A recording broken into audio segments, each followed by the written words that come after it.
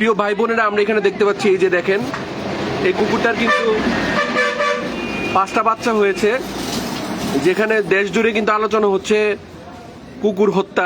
কুকুরের বাচ্চা হত্যা আমরা দেখেছি। কিন্তু এখানে কিন্তু আমরা খুব সুন্দর একটা নজির দেখছি। এখানে এই যে 5টা কুকুরের বাচ্চা আপনারা দেখতে পাচ্ছেন, আজকে সকালেই কুকুরের বাচ্চাগুলো হয়েছে। এই যে 3টে এখানে আছে, বাকি 2টা ওই যে এখানে নিচে একবারে।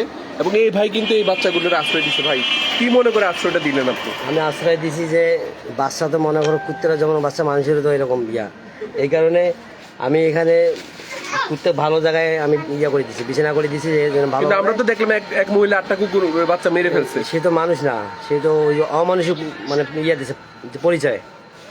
ঠিক আছে, এই ভাই কিন্তু খুব দারুণ ভাবে কিন্তু একটা সমাজে একটা দৃষ্টান্ত রাখলেন। ভাইয়ের জন্য সবাই দোয়া করবেন।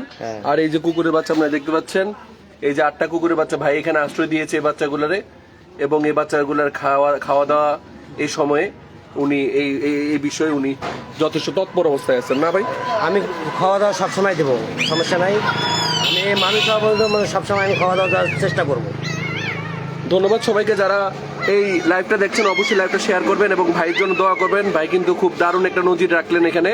এই 5টা বাচ্চাকে উনি আশ্রয় দিয়েছেন এখানে, এবং উনি এই কুকুর সহ তার বাচ্চাদের যত্ন নিচ্ছেন।